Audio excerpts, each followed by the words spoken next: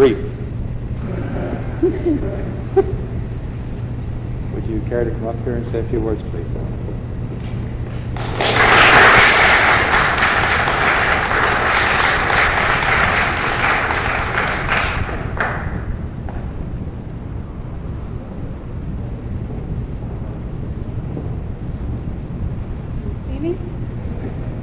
I'll forgive you for that introduction, Reg. Actually, I'm quite used to it. The first time I ever had to get up on stage and receive any kind of award was at the Simpsons Drama Festival when I was in high school. And when the guy gave me the plaque, he patted me on the head, which was, at the age of 16 was mortifying. At the age I am now, I can live with it. It's okay. I realize it's done with affection. It's really a pleasure for me to have been asked to introduce someone of the stature of Shamus Culhane. He's been an important force in animation for a long time. And what really strikes me about his work is that he's worked in many places, but wherever he worked, he stood for quality. And I often feel that something that's really been lost in the kind of pressure that people have to work under today, the pressure that television creates, the big drives to have lots of fame and lots of success and have it fast, is that what's been lost is the love of craft and the pleasure in creating something beautiful. My films, of course, that you just saw are quite different from the films that you saw previously, but I think the thing that links them all together is that animation at its best is craft taken to its most extreme. Animation is a peculiar art form because it demands a kind of time and patience that almost no other art form demands. But the reward you get is the kind of total control that you have. It means you're creating a world, and every aspect of it, from the background to the lighting to the movement down to the finest degree, is within your control. It's you against your own skill in a way that almost no other art form is. When I talk to my friends about the work that I do, and I usually work either by myself or with a very small crew. For instance, you saw the list of credits on a film like Sea Dream. And I've been very lucky to have been able to work at the National Film Board, where part of their policy is to give you enough time to create the highest degree of excellence. So, for instance, I've spent 2 years producing Sea Dream, which seems like a long time. It is a long time. But that's what has allowed the honing of that film to make it as good as it can be. But when I talk to my friends about this, they don't understand how I cope with, where do we get the patience to endure going through a production at this rate, seeing very little result for a long time, having to postpone the pleasure. But I think what happens, and I'm sure Shamus will agree, and other animators, if you talk to them, will agree, that animation is like an addiction. It's kind of, once you have seen your drawings moving around, there's something so magical to it that you can't get enough. And it's kind of like why women might have more than one baby. You manage to forget the labor, fortunately, which allows you to consider making another film. After every film, I say, I'll never do that again. That was insane. But somehow you start thinking of a new idea, and you get excited, and you find yourself in the middle of production again. And it sort of drags you through. I'm in love with animation. I'm in love with the work that I do, and it really hurts me that it's not well known enough, that people have a very biased idea in general of what animation is and what kind of work that goes into it. It's not really valued in our particular society. It's funny, animators, I think, often ask each other when they first meet how they got into the field. I think we all feel like we're members of a secret club. And it's such a secret club that we're surprised that anybody else even knows about it. So we're always curious how other people found it. For myself, my interest in animation goes back to when I was a child. I used to watch animation on TV, or go to animated feature films, and I really loved it. And I never grew out of it. And I use those words specifically because there was always the sense around me that animation was something you were supposed to grow out of. Animation was for children. And in fact, I used to get teased because when I was 15, I still read comic books and I still loved to watch cartoons. But regardless of that kind of pressure, my interest continued, and when I was about 18, I stumbled into the animation course at Sheridan College, and very quickly realized that I had really found the art form that was right for me. It happened that I had a lot of training I had a little bit of training in a lot of things. I had a little bit of dance, a little bit of music, a little bit of acting, a little bit of art, but nothing that was quite enough to add up to anything. And what I discovered in animation is that it demands all the art forms. It's a prism that you can take anything from any other discipline and put it through this prism and create something. And for me, it was absolutely perfect. I've been working now in animation for 12 years, and what I'm trying to do in my work is create that sense of fantasy and wonder that I felt the first time I saw, for instance, Snow White, or the Lucy in the Sky section of Yellow Submarine. I want to recreate that sense of joy that I felt. And it's particularly nice for me to realize that the animation, or that a lot of the animation I was absorbing in a child, the animation that inspired me really to take this on as my career, was created by the man that I'm going to present tonight. So it's my great pleasure to introduce Shamus Culhane.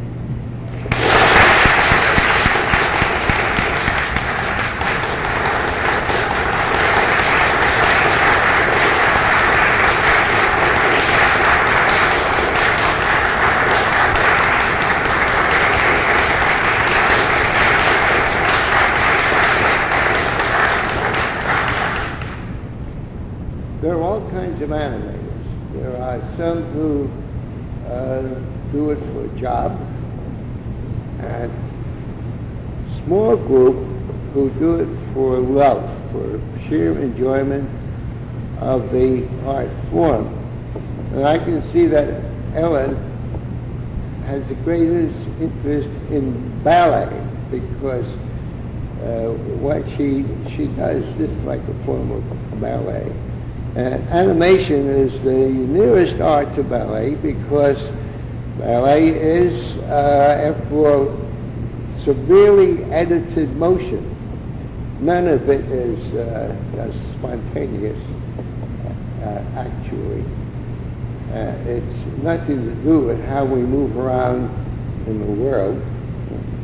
And so I don't know how to capture in these pictures that kind of just loose and free, you know.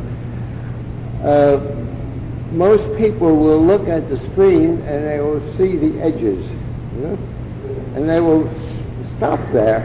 You know.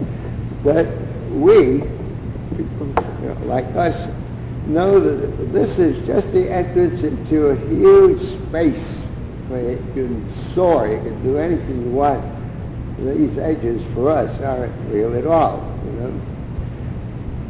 So that's a great deal of the fun that you get as this kind of animator. Now, one of the things that you're going to see this evening is it's a picture called "The Night the Animals Talked," and I hadn't written the original script. I didn't do the soundtrack, and I didn't like either one of them very much. I made some changes, but I was in a way restricted by the lumbering tempo of the soundtrack. So finally, when I had been working on it for several months, I found a place where I could really go. It was the birds soaring into space and flying around. And I think when you see the picture, you almost feel the relief that I had. Damn, at least now I can do something, you know, that's loose, you know. Instead of this ponderous ox pontificating, you know. Suddenly had this flight of birds. I could do anything I pleased for a couple of seconds. And it was fun to do that. How I got into that is a kind of interesting thing. Chuck Jones had a very cushy job for a while at ABC. He was in charge of children's programming, and I couldn't think of a better man to be in that position. That's why he's not in it now. So two men, Zabala and Reese, were in the business of dubbing, either taking foreign movies and dubbing into English or vice versa. And they made some money. So one day they bought a script from a fellow, and they didn't know anything about animation, except they did have a lot of education in the kinds of animation that were happening over in Europe, more than many of the people in our business, as a matter of fact. So they had a script and a couple of drawings which were impossible. They were oil paint where somebody had put it on the paint with a palette knife, so it stood about this high, in various areas. Just the kind of thing to put a cell on, So they brought this material to ABC and showed it to the people, and these with nice oil paintings this big had nothing to do with anything. Chuck liked the basic idea of the script, and so he approved of it. ABC bought a picture from them. However, they found out to their horror it was going to be done in a place called Gamma in Milano. So it frightened them, and also that Zavala and Reese had never made any kind of a movie. These things gave them pause. So they talked it over with Chuck, and Chuck said, well, I know this fellow in New York, and why don't I have him, if he's available, go over there for a month or so and keep an eye on the thing and see that we get an American-style movie and not some Italian abortion, that's not any good for our audience. So one morning I was working in my studio, and the phone rang, and this very heavily accented Spanish voice said, Senor Culhane? And I said, yes. He said, could you be in Milan Friday? And I said, no, positively not. Monday. Who is this? So he explained who he was and so forth. And I did go to Milan the beginning of July, this was. And this was a Christmas special which had to be in the hands of the ABC people by the beginning of December. I found to my horror that they hadn't even started their storyboard yet. They did have a series of drawings which had been made for them in England, which were done in wash.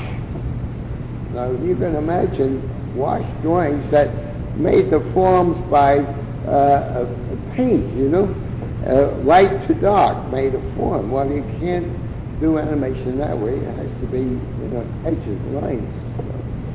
So all the drawings had to be done over. We had about 12 animals. And so a group of us sat down and designed 12 animals in under a week by working day and night. And I found that the soundtrack had the pace of it was deadly.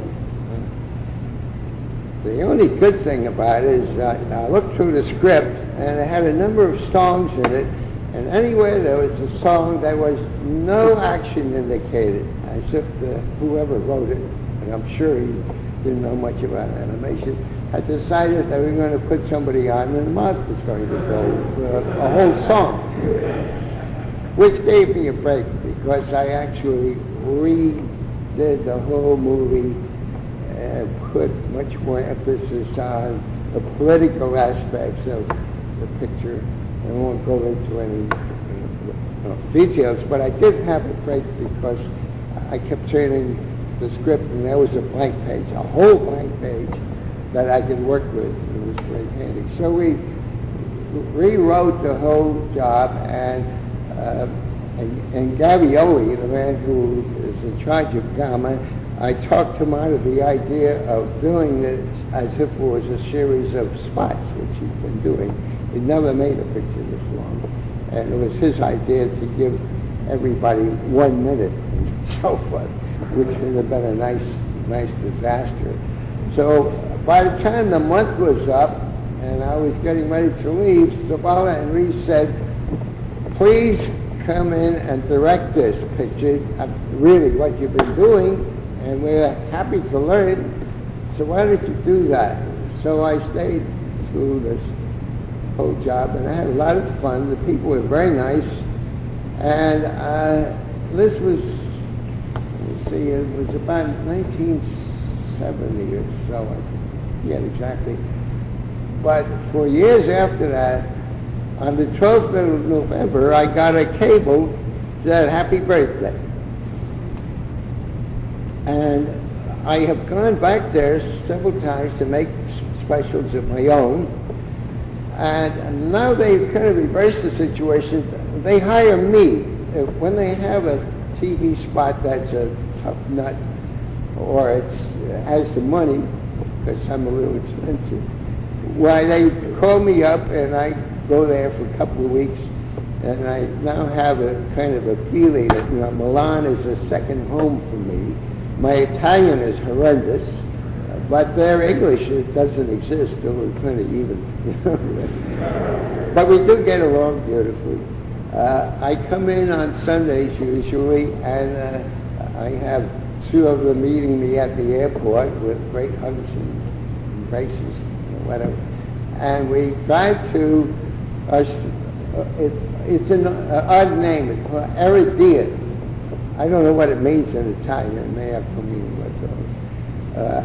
So we go to Eridia, and everybody is there, all 12 Italians of different sizes, and they just line up, and I kiss and hug everybody all the way down the line.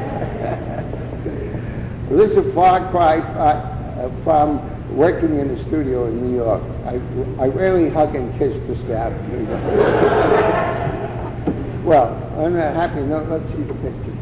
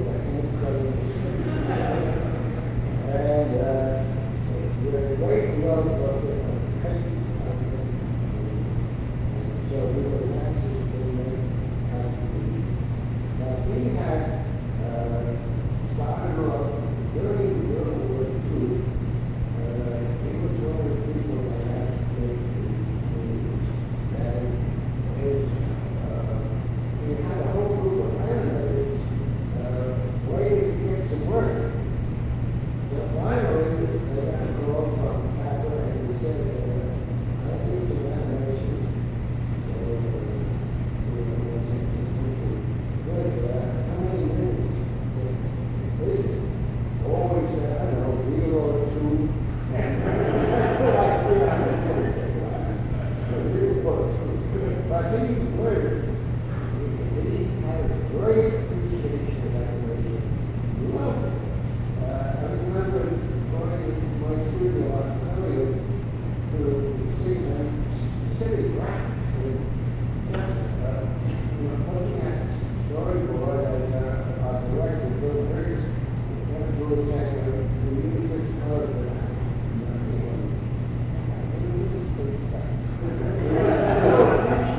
What we did.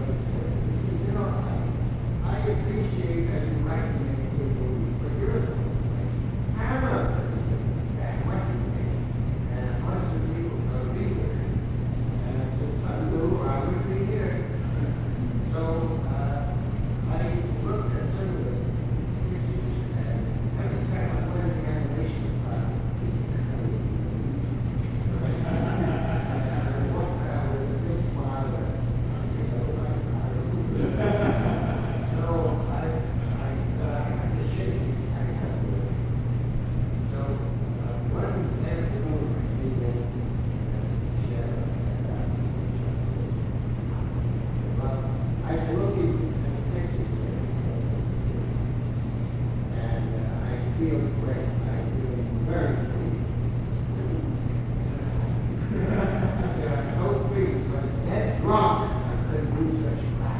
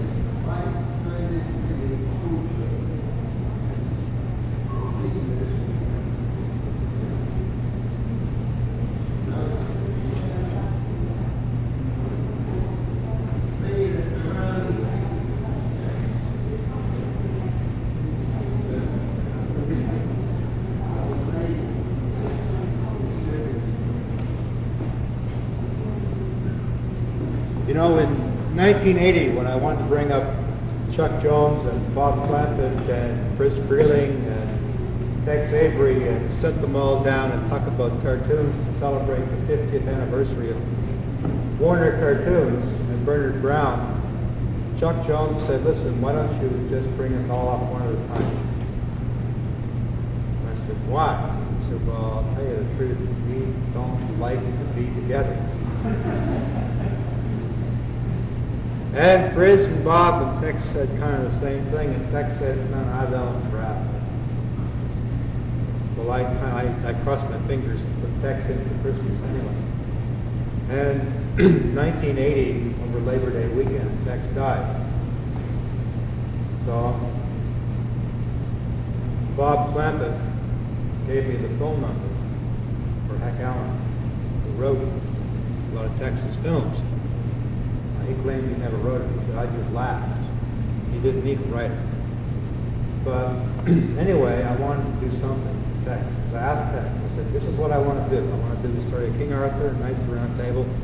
I want it 4 parts, 12 hours each. He said, son, you pick big projects. I said, yeah, I know. But you pick a big project, keep you busy, and stay alive and healthy. He said, yes, you're right. I said, now how do I do it? He said, don't ever get more than 3 characters on the screen at the same time.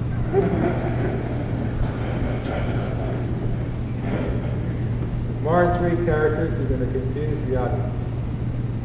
And that's true. It is totally true. But I called Heck Allen and I said, I'd like you to come up here and talk to people about writing for animation. He says, son, I never laughed at movies. Well, I already paid for the phone call and it was 3 minutes and I only used up 30 seconds. So I said, it was out of that or hang up the phone. He said, what do you laugh? Couldn't help it. I slipped right into it. He said, I like the West. I write books about the American Indian. I said, well, send me. Never thought about how arrogant that sounded. Just said, send me. A couple of weeks later, a book arrived called The Bear Paw Horses. What reminded me of this was the last word I saw on this picture, the word hope. This was a story about Chief Joseph and the Nez Perce Indians. I never heard of Chief Joseph. I never heard about the Nez Perce Indians when I read the book. Now, Nez Perce were the people who took Lewis and Clark to the Pacific Ocean. The Nez Perce embraced Christianity because it had been the way they'd been living all their lives. And one day, Chief Joseph got up, walked into the reservation, took the Bible, he was a strong man, Lord of hand, walked away. Pulled his son out of the school, church school. The way that Hack Allen wrote the story, Joseph had to put a boy through that school. And he got punished for putting Jesus on an Indian pony instead of a jackass. Because the ponies ride faster when Herod chases them. Joseph came in and he had a big fight with the Indian agent. And he said, you know, it was not Jesus' custom, either before he did anything or after he did anything, to ask for payment. And the Indian agent said, what do you mean? He said, well, it wasn't Joseph's custom, but Jesus' custom. Before he did something, after he did it, to ask for payment. And the Indian agent said, what do you mean? He said, well, it wasn't Jesus' custom before he did something, or after, asked for payment. And the agent said, what do you mean? Joseph said, well, it's not our way out. Took the kid out of school. Now, this story was about this kid trying to get some horses, Crazy Horse, to try to get to Joseph. Crazy Horse got shot in the back. I didn't know Crazy Horse got shot in the back until I read Bear Paw Horses. I didn't know that Crazy Horse turned himself in to the U.S. government. So I read the Bear Paw Horses. Got shot in the back. I'm not against the Americans, I don't assume I am. But an old medicine man named Crowfoot, and a white outlaw named Con Jenkins, and this little boy, this squaw, take Crazy Horse's horses through the mountains. This old medicine man has managed to avoid every single trap. He has led them through every obstacle with the horses, not lost a horse or person. Finally, the white outlaw, Con Jenkins, says to him, he says, we've been getting lots of reports from these Indians about conditions on the road ahead.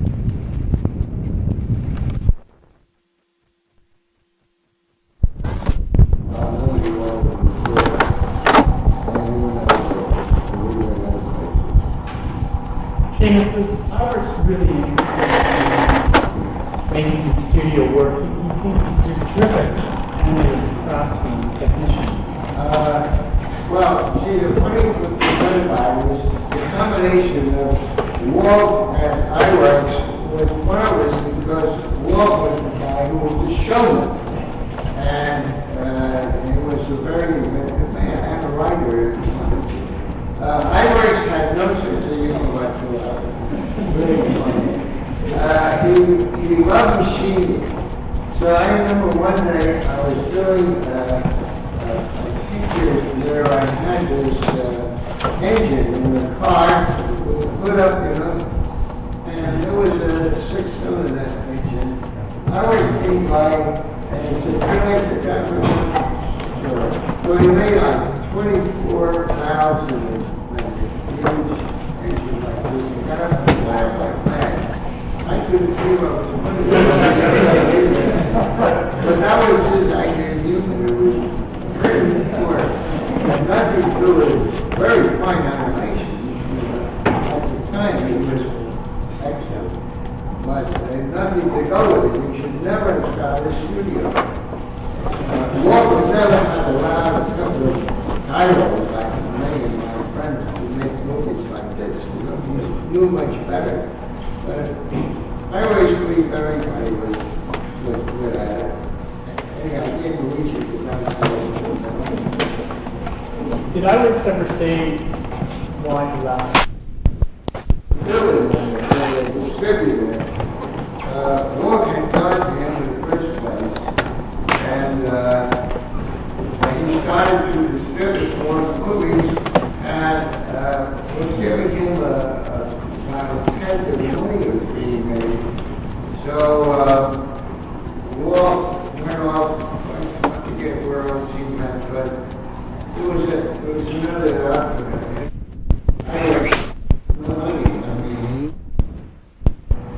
But I was then spoke that I was Shamus that was on business. And before that, I had been very good friends. But Walt never, until the day I worked, I never spoke to him.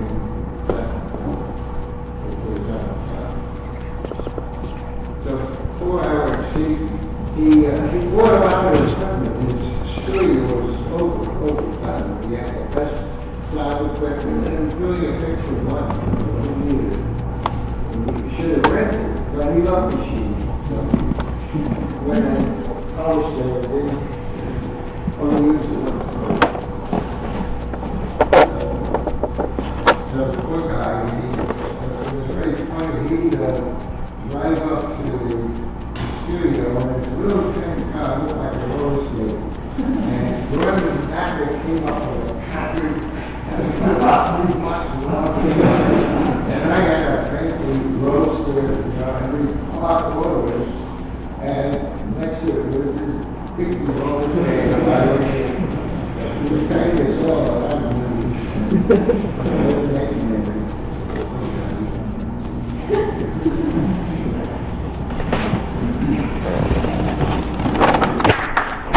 Yeah, she was a difficult character before. Over the years, just about 3 or 4 of us were able to draw her and move around. If you notice in most of the Betty Boop cartoons, she'd be walking and her head is this way because the animator couldn't make it 3/4 view. So she's got a stiff neck. But it was difficult. Most of the animators like Max's never really were good artists, so they didn't know how to do an arm in perspective, you know. So she always had her arms out like this. Whereas a good actor, somebody could move her around and do whatever you please, you know. So could we, some of us, but it wasn't difficult. And over the years, unerringly, the people at Max's who didn't move on to other studios never did learn how to do it, but they were still making a walk like that. It never entered their heads to sit down and try out how do you move a head around like this in perspective. Never did. That production was made a couple of years before the production of Besen. So did you learn that 3 years later? Probably not. At least they didn't have the hell chop out of it and the Bible Belt and places like that. You know, what they finally did, every state had a board of censors, and they had no interest in construction of a movie of something like one of those gags like pulling her dress down or something. Well, they just literally take a pair of scissors and cut that out. and somebody would splice it together and you get a big jump in the action. Didn't bother these people. They butchered movies right up. I think now of some of these shots you see on TV and the movies with a lot of heavy breathing and different bits of skin and so forth. And realized that around World War II, in a movie, a husband couldn't sit on the bed fully dressed if his wife was in the bed. Couldn't sit on the bed. Right? And here we have come where very innocent looking girls use some words we used to only be heard in a pool room. So we have come a long way, but I don't know whether it's downhill or up.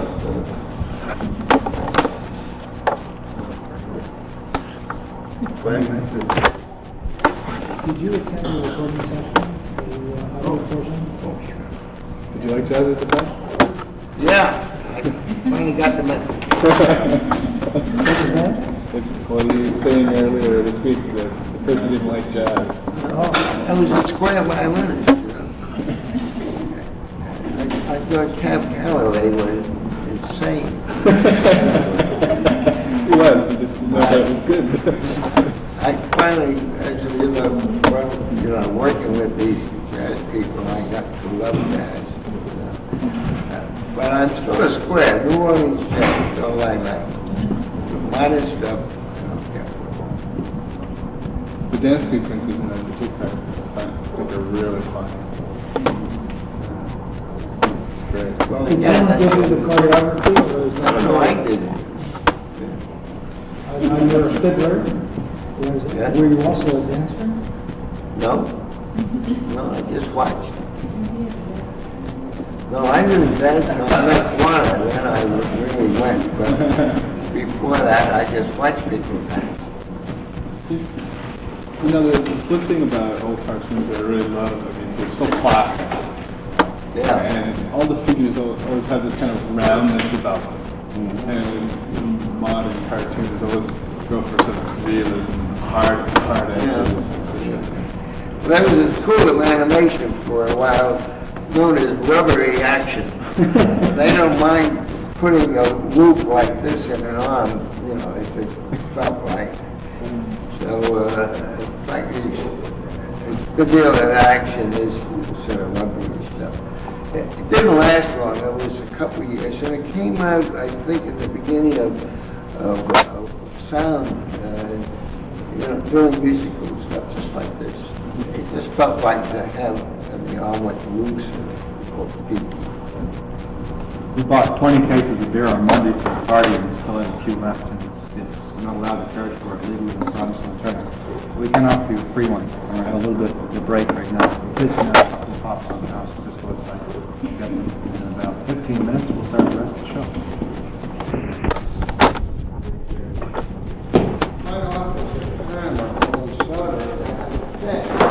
Because Tony has nothing on except the lady of the school group special.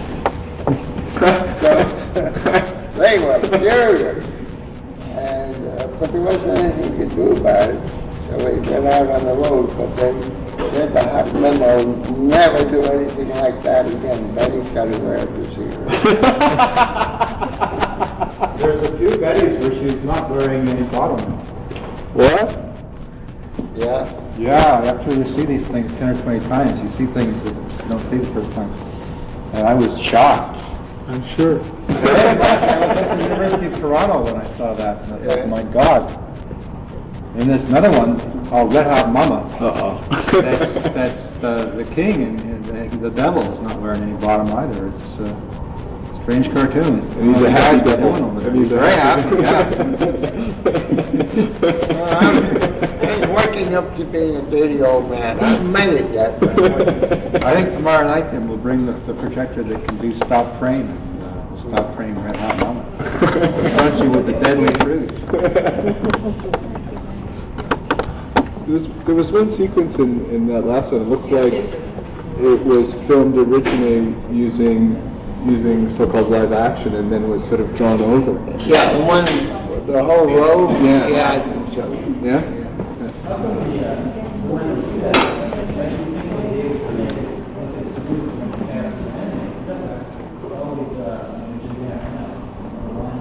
Yeah, well, that's because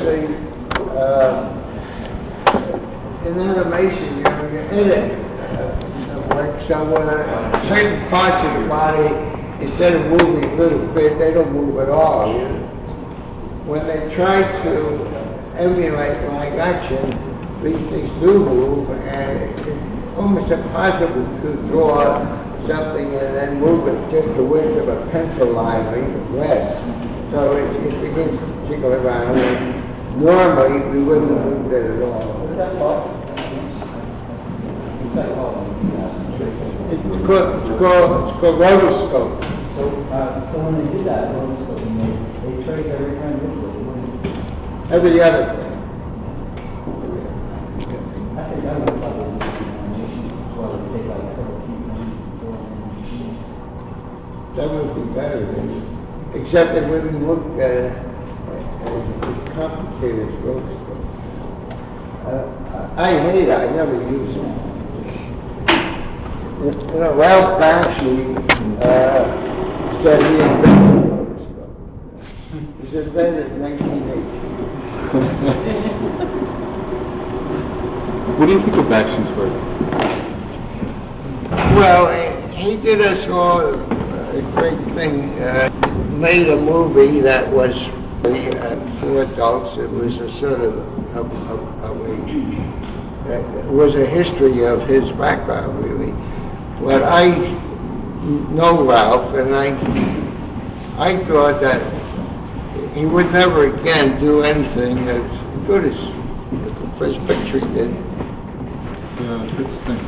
Yeah, Fritz the Cat, because he is in some ways an illiterate. You know, he's a real street boy, and he said his say, and it was magnificent in Fritz the Cat. But the rest of it is hogwash, as far as I can see.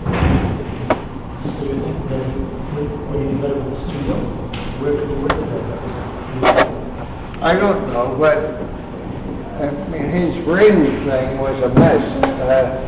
Somebody attempted to sell me the idea of doing that whole thing of the ring, and so I wrote the books.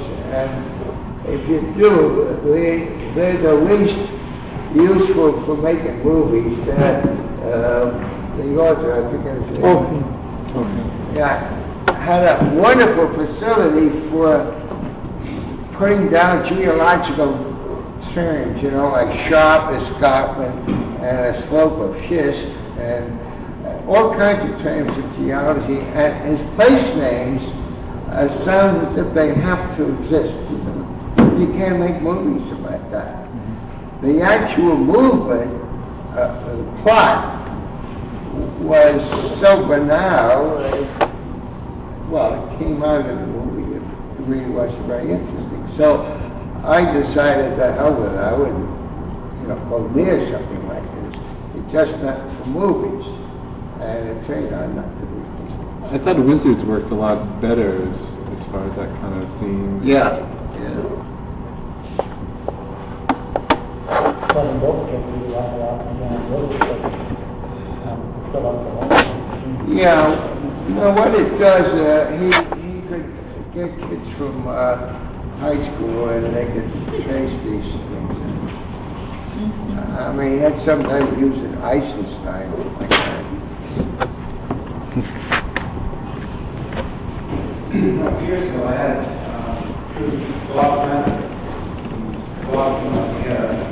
dinner party back there at the house, and he knew that I was interested in film, and specifically in the film The Birth of a Nation, which is really the birth of the movie.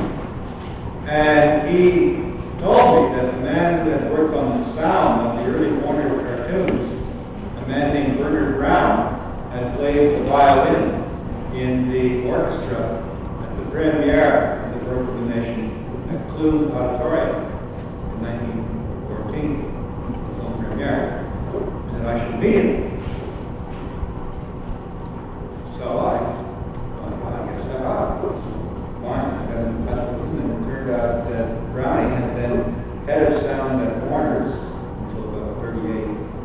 head of sound at Universal, 39 to the middle 50s, and he taught film of sound at UCLA. So I thought, my God, with the film community in town, there ought to be a lot of interest in a man like that. So we'll bring him up. Well, I made arrangements to bring him up. I got him, that was the first time I looked for help from college. And I found out that you don't get no help from college. We're going down to the moment of truth, and I realized that all around me is fog, and I'm going into it. So I called Bob and I said, you know, we're not going to be able to bring up Ronnie. He said, oh, that's too bad. He threw the cord. And the way Bob said it, I knew he threw the cord. I said, okay, well, we'll bring him up. And we brought him up. We had 3 people a day come up with this man. Now, thank God we had a better turnout than last week. But can you imagine 3 people a day? And I am pulling the hair in my head because I had a board of directors then. And they had, it was my money, but they were in charge. And we got a full page, front page article on Browning. And we got a quarter page, front page article on Browning from the Star. But 3 people a day. You know, to see them. And 2 of them were the same 2 people every day. So I'm sitting there. So I have a couple of, I had to take them up to dinner. I called some friends. They come down, they're all movie buffs. We go up to the restaurant. They talk with Browning. Comes time to split the bill. They didn't bring any money. They thought I was going to hit them for a donation or whatever, you know, substitute. Well, I'm not from the East Coast, so you don't do things like that. But I did expect them to pay for their own bill. Brownie, here's me, says, you know, Reg, you haven't got very good friends.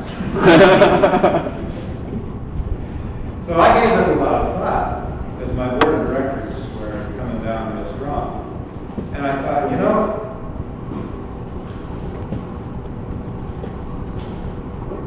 the 3 days, well, this was actually the first day, the last disaster. I mean, I knew it was a big disaster, but now I do.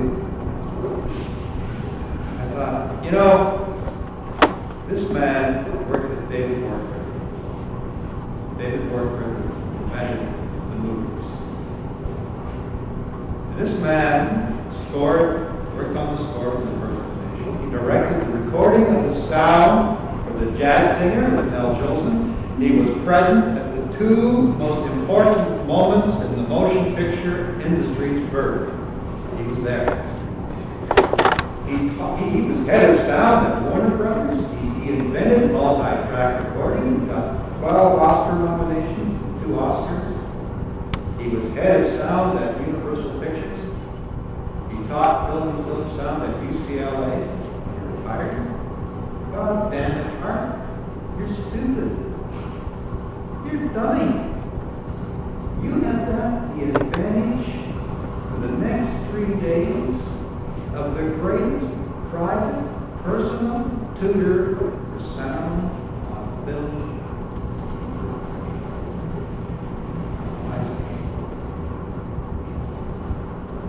I learned from that man 3 days more than I could learn anywhere else. Finally, the last day, Browning, because the reporter from the Star asked him when he thought of Star Wars, he said, I like the picture, but that muddy sound. He noticed in the review, the old man didn't like Star Wars. That's not what he said. He said it had muddy sound. I said, Browning, how do you get clear sound? He said, well, you keep your eye on the BP, when the steer goes up, you bring it down.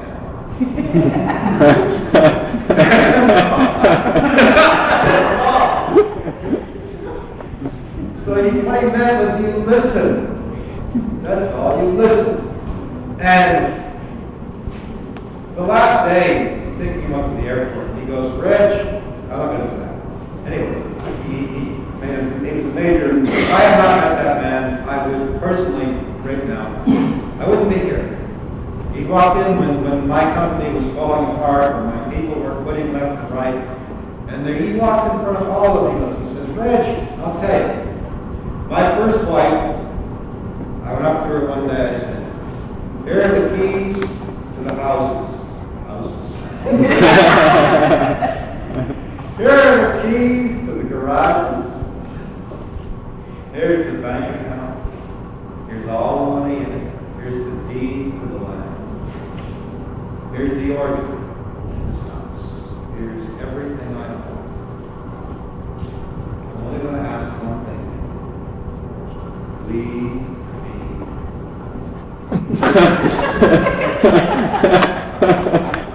They walked into the studio at Warner Brothers and got a spot. He spent the next 2 years there and pulled his life together. He went down to Palm Springs. And some Indians decided they liked him and gave him 40 acres of land. Turned out to be the prime part of Palm Springs. I don't know about that. Yeah, I slipped a silk person in the cut. We all. So I had him at the hotel over here. And in that hotel is a real estate convention. There are all these real estate people. Brownie comes walking out. He sees all these real estate people. He said, you know, I own the prime part of Palm Springs. And they rather out of some name. I mean, you own that? He told me one thing. He said, Reg, all of your life, I want you to do one thing. You do that one thing. Everything else will be taken care of. I said, what's the one thing I want you to do? I said, I want you to do the right thing. The right thing means you got to give up everything at that moment. Just do it. Could you imagine what I would have learned at Robert? Could you imagine what we would have learned if we hadn't brought this man up? Jesus, we're all going to learn. No matter what happens tonight, we are all doing the right thing. Tomorrow morning, maybe some people will disagree with this, but I want us all to stand firm from this moment on. We have all done the right thing, and I don't want to worry about anything else tonight. If anybody says what happened last night, just say we all did the right thing, and you all have been. So this is all over. I want you to say one thing. Last night, we all did the right thing.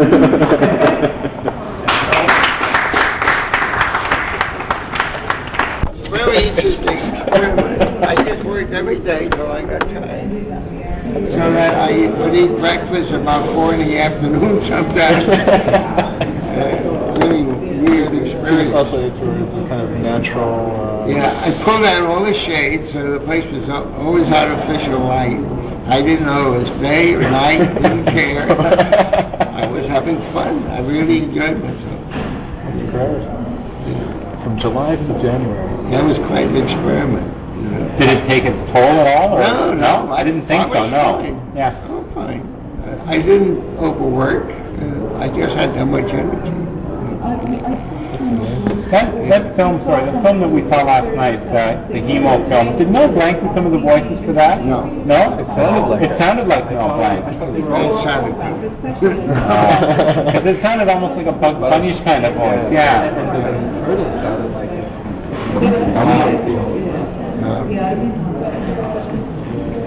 Was there a lot of competition? I mean, real close competition between Lance Diaz and Warner Brothers? There's a real similarity.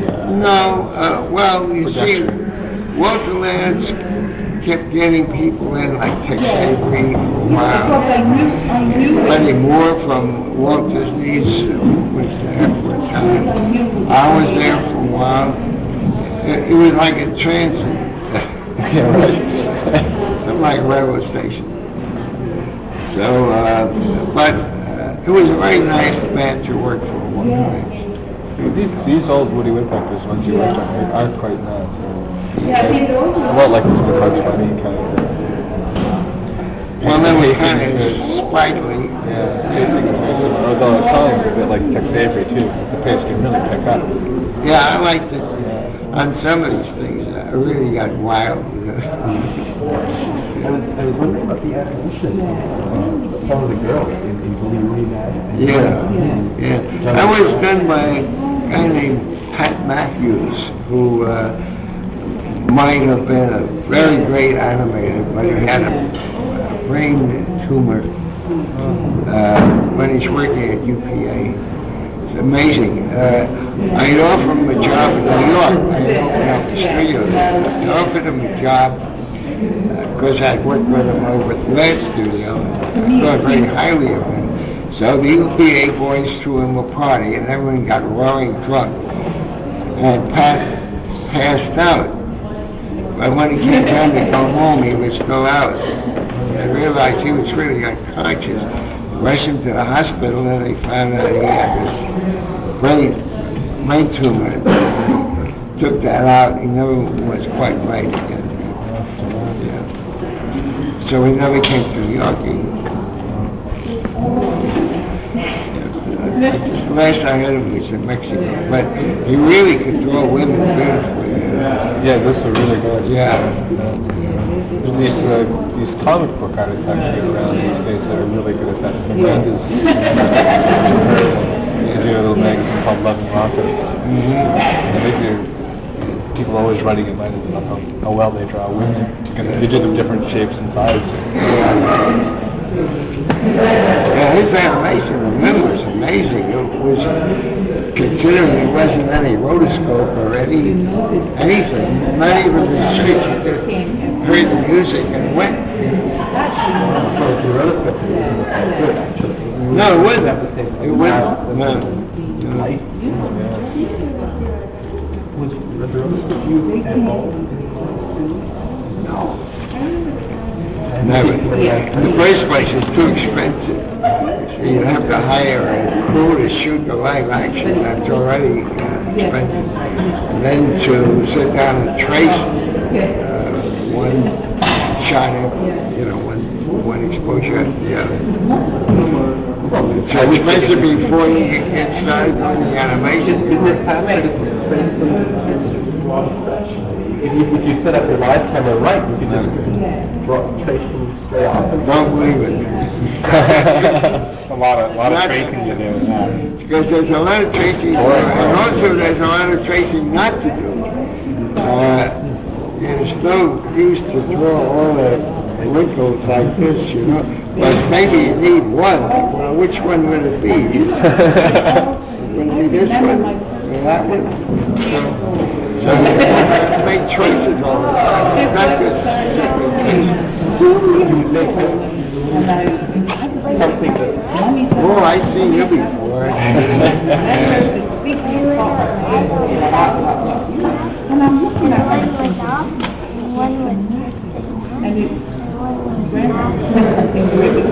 they really are, they just make it sound, they become friends, they exchange, I think they exchange addresses, and they all are like, they all meet each other just Sometimes. instantly meet each other. It's great, they become, and they all they talk about, you say, there's a whole world out there, I did one of those once.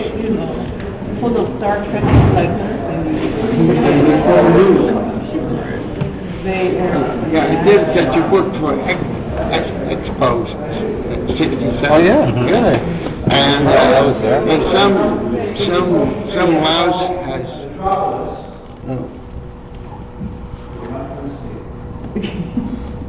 What happened? Because you have to make another guest, and then we play in painting. That's about the common truth.